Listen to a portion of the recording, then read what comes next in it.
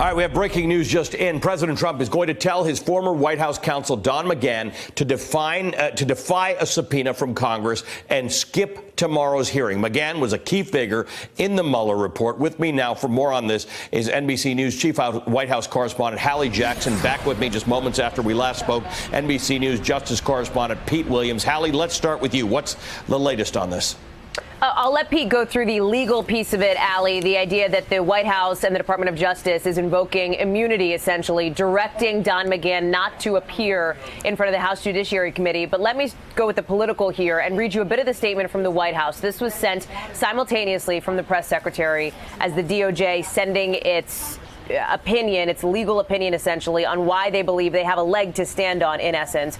The White House saying that the Department of Justice provided this opinion that based on long-standing bipartisan and constitutional precedent, the former counsel to the president cannot be forced to give such testimony, and Mr. McGahn has been directed to act accordingly. The White House continues, this action has been taken in order to ensure that future presidents can effectively execute the responsibilities of the office of the presidency. So the White House is invoking this argument that essentially if we have to do it now, if we have to let the former White House counsel Don McGahn go and testify now, this could jeopardize future relationships between White House counsels and presidents of the United States, essentially. Why is Don McGahn important here? The House Judiciary and House Democrats on that committee have been wanting to speak with him because he was featured so heavily in Volume 2 of that Mueller report, the volume that dealt with obstruction. McGahn spent 30-plus hours with the special counsel's team answering questions. Was, he says, directed by President Trump to have Robert Mueller fired? That is at the heart of what House members want to find out more about, Allie. There are a couple of questions that I still have, which are,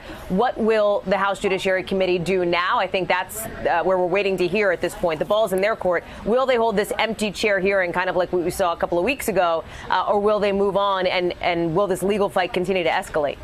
Let's bring Pete Williams in. Pete, talk to me about the legality of all of this. So this is different from executive privilege. This is not an invocation of executive privilege. This is what the Justice Department calls immunity from being required to come to Congress to testify. What the bottom line here is, they say these are co-equal branches of government, that Congress can no more summon the president and his top advisors to a congressional hearing room than the president could command members of Congress to appear at the White House. The Justice Department says that basically since the 1970s, the Justice Department has taken this position that the closest advisors to the president cannot be forced to testify before Congress.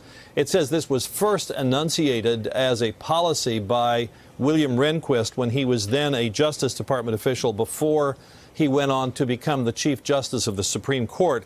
And the legal opinion, this 15-page legal opinion, has this quote in it. Let me read it to you. It says, subjecting a senior presidential advisor to the congressional subpoena power would be akin to requiring the president himself to appear before Congress on matters relating to the performance of his constitutionally assigned executive functions.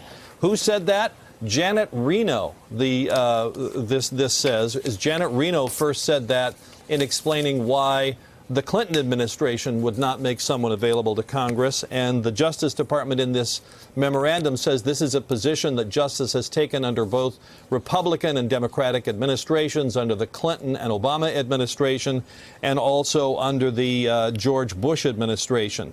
So they basically say, you have to think about this as, could Congress summon the president himself to appear? The answer to that is no.